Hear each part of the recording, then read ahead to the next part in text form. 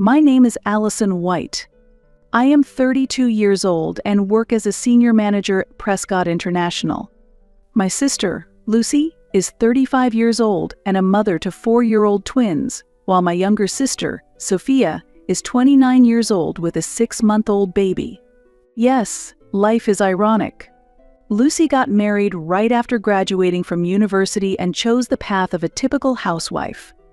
Sophia is a freelance graphic designer, working from home while raising her child. And I have built my career in a 50-story office building in Manhattan. While others were building families, I spent my life buried in spreadsheets and in meeting rooms. That was my choice. At least, that's what I thought. Looking back, this choice had been gradually shaped over time. Although my parents were keen on education, they couldn't afford to send all 3 daughters to private universities. They paid all of Lucy's private university tuition. But when it was my turn, the situation changed dramatically. Allison, I'm sorry, we can't afford your fees. Sophia is next. I still remember my mother's apologetic face. They had spent their savings on Lucy's tuition, and for Sophia, they managed through educational loans and scholarships. But don't worry. Allison, you can get scholarships. True to their words, I won scholarships for high achievers. I covered the shortfall with another scholarship, delivering newspapers and tutoring. While my sisters enjoyed shopping with friends on weekends, I studied in the library and worked at a drugstore at night. That had become my normal routine. My days started with delivering newspapers at 5 a.m. While cycling through the residential area, I reviewed the previous day's lectures aloud. From 8 a.m. I was in the library writing reports, and after afternoon lectures, I went to my tutoring job. I averaged 4 hours of sleep. Allison, what about the upcoming exam? One day, Sophia burst into my room crying. She struggled with math, so I cut my own study time to tutor her. I bought a whiteboard, installed it in my room, and conducted 2-hour one-on-one sessions every night. As a result, Sophia passed her exam with flying colors. Lucy's relationship advice always started late at night. He hasn't contacted me. It seems like he went out with a female friend. Seeing my sister's tear-streaked face, I couldn't ignore her, even with an early morning newspaper delivery day coming up. Sometimes I even mediated between Lucy and her boyfriend. I accompanied my grandmother to the doctor twice a month. There were days I had to miss university. Having Allison with me makes me feel safe, my grandmother used to say. Those words always warmed my heart. I read lecture notes in the waiting room, awaiting the doctor's call. I consistently maintained top grades. How do you do it? Even when friends asked, I didn't have an answer. Perhaps striving for my family was my motivation. Allison is smart, she'll find her own way, my mother often said. Behind those words might have been the implicit expectation, so take care of the others. In reality, I had been the family's problem solver since my student days. My mother's words were both a source of pride and a heavy responsibility for me. This role as the family's problem solver had become part of my identity. I couldn't have imagined how it would affect my later life. On my desk, there's a family photo taken at my parents' silver wedding anniversary.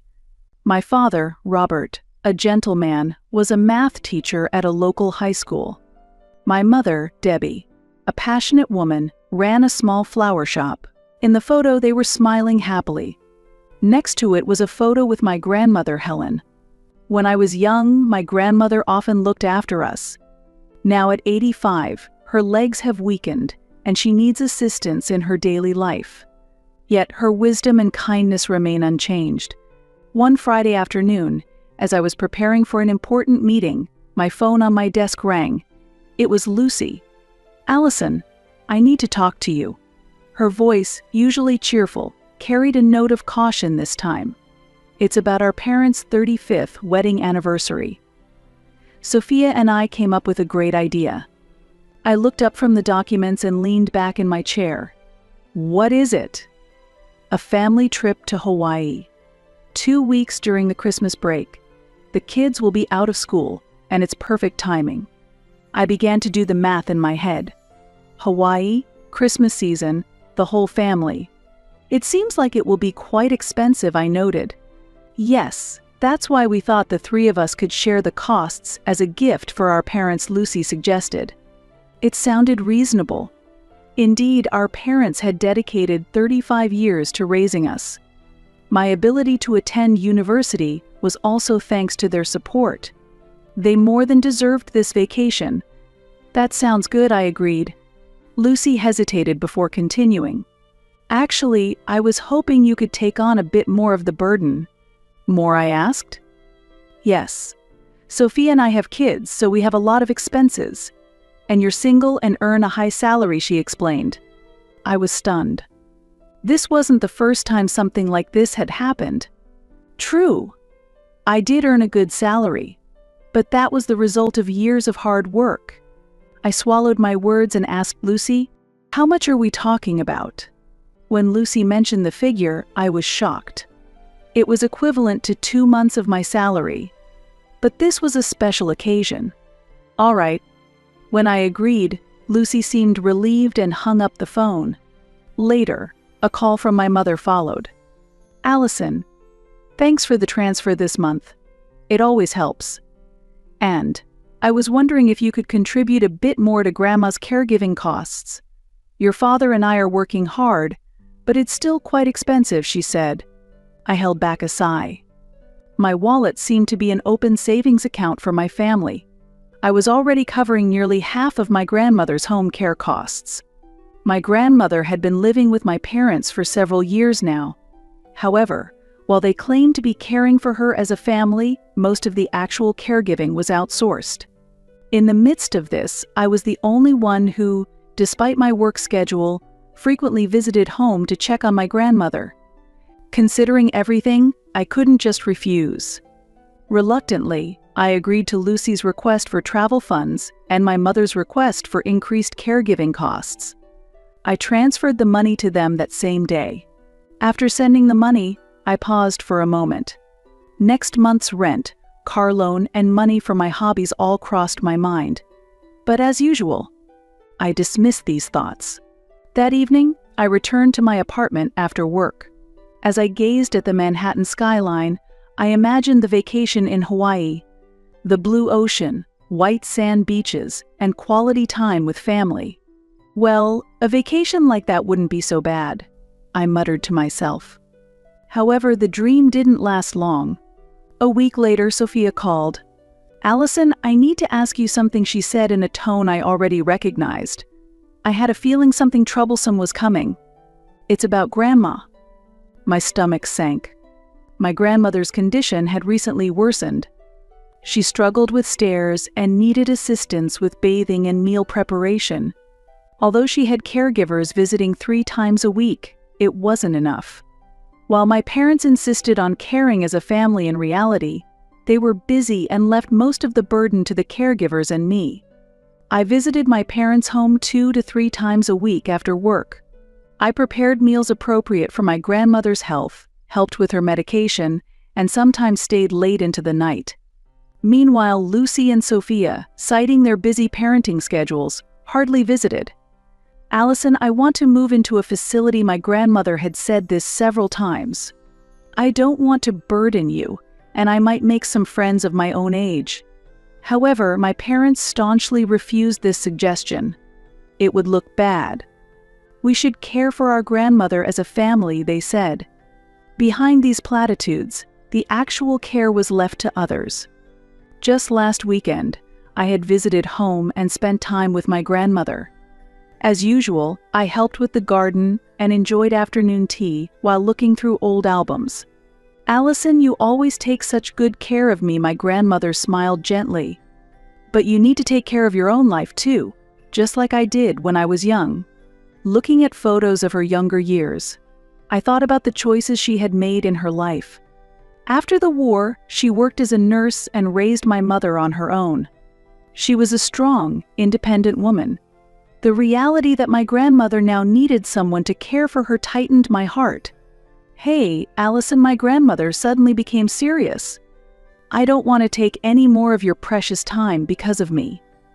I've been looking at brochures for facilities, like this one, which looks wonderful. My body is becoming less mobile, and I can't easily go outside anymore. I hate being bored. And I'm considering starting a new life in a new place to choose my own path.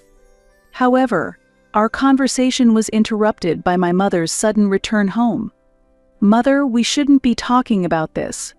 We'll take care of you," she declared firmly. Her resolute attitude then ironically became a different reality now. Someone has to look after Grandma while everyone is in Hawaii. A silence followed. I already knew the answer. Me. But I'm supposed to be going on the trip. I'm sorry, Allison, but there's no one else to look after Grandma. Our parents need a vacation, and Lucy and Sophia have kids. What about respite care? I suggested. A professional care facility could take her for about 2 weeks. She could even socialize with people her age. No. Sophia's voice suddenly grew firm. We can't leave Grandma with strangers for 2 weeks. Maybe during the day, but not overnight stays. We're family, Allison. You might not understand, but we need to take care of our own. Those words struck me. Family. It had always been the magic word that moved me. Yes, this was a pattern that had continued for years, starting back in university. When I was a junior, Lucy suddenly decided to marry. "I'm getting married to Ryan," she announced after just 3 months of dating. Amidst our parents' worried looks, Lucy began dreaming aloud. A church wedding, a pure white dress, live music. "I want a beautiful wedding," she pleaded through tears. However, our parents couldn't afford to pay for everything. Then Lucy came to my room. "Allison, please. You're the only one I can rely on. We're family," she implored tearfully. As always, I had to help a family member in tears. I lent her my newspaper delivery job earnings for the dress. The ceremony indeed turned out to be wonderful. But then, the bills started coming to me. 2 years later, Sophia made a sudden decision. "I'm quitting university to start a graphic design company," she declared. She announced she was starting a design company. Our parents were strongly against it, but Sophia wouldn't listen. "If I don't start now, I'll miss the chance." "I'll definitely succeed," she insisted. I helped with the preparations for launching her company. However, Sophia's company did not take off as expected. Client issues, worsening financials. As expected, the company went bankrupt within a year. What remained was a debt of $20,000. "Allison, help me." Sophia called me in the middle of the night, and I poured all my entry-level salary into her debts. She promised monthly repayments, but those promises were never kept, and that brings us to today. Always bound by the word family, I have supported them in this way. I had sacrificed myself for it. But this time was different. That night, I held a glass of wine, looking out at the Manhattan skyline, thinking. Always the dependable one, always fulfilling responsibilities. That had been my role. Fulfilling my parents' wishes, supporting my sisters' lives, and now, even caring for my grandmother. But what about my life? I too had dreams and hopes. I pulled out a photo from my drawer. It was from 10 years ago, the day I graduated from university. Next to me in my gown, my parents and sisters smiled proudly. That day, my father told me, "Allison, you are our pride. You will surely lead a wonderful life." Those words became my driving force. But at the same time, they might have become a heavy chain. Meeting family expectations, making them proud, had become my mission. During lunch break, I went out with Michelle, my colleague and only friend who knew this situation. "To be honest, Allison," she started. While picking at her salad, Michelle said, "Your family takes it for granted that you will always be there to help. If I were in your shoes, I would have exploded by now. But it's because they're family." "That's exactly why." Michelle interrupted. "Because they're family, you should also value your own life. You're always giving. It's time you learn to receive." Her words pushed me forward. The next morning, I made up my mind. As soon as I arrived at the office, I booked a luxury resort in San Diego, a beachside hotel, for the same 2 weeks as my family's trip to Hawaii. I also arranged my flight tickets. After making the reservations, I told no one in my family. I submitted my vacation notice at work and wrapped up all the necessary handovers. In the weeks leading up to the Christmas break, the calls from my family increased. They discussed travel preparations and detailed instructions for my grandmother's care. I responded to all with understood, but internally, I was progressing with different plans. On the first day of the Christmas break, I quietly left my apartment. My suitcase was packed with summer clothes and swimsuits. I turned off my mobile phone and boarded the plane. Upon arriving in San Diego, the warm California sun welcomed me. The hotel was fantastic. The sunsets visible from my room with an ocean view was breathtaking, and I could read undisturbed on the private beach. The first few days were blissful. I attended yoga classes in the morning, spent afternoons at the spa, and enjoyed delicious meals at nearby restaurants in the evening. It was a luxurious time spent without having to care for anyone or meet anyone's expectations, just enjoying time for myself. On the fourth day, curiosity got the better of me, and I turned on my mobile phone. I was immediately hit by a storm of missed calls and messages. "Lucy, where are you? Grandma is alone. Sophia, I can't believe you would do something so selfish. Mom Allison, how could you let us down like this? Call us immediately. Dad Allison, what were you thinking? Come back right now." The messages continued, even from relatives. Aunt Susan criticized. "How could you abandon your family?" And Uncle Dan reproached. "You've let your parents down." That wasn't all. Lucy's husband, Ryan, reported, "The kids are crying," and Sophia's husband, William, sent a long, preachy message about valuing family bonds. I took a deep breath and blocked everyone. However, the content of the messages weighed heavily on me. As I sunbathed by the poolside, I began to question whether my actions were right. The only thing that troubled me was leaving my grandmother alone. But why should I always be the one to sacrifice everything? Is it fair that my vacation is taken away because my sisters have families and children? And above all, why wasn't I invited on the trip from the start? They took the travel expenses from me but planned to leave me as the caregiver. Is that really what a family should do?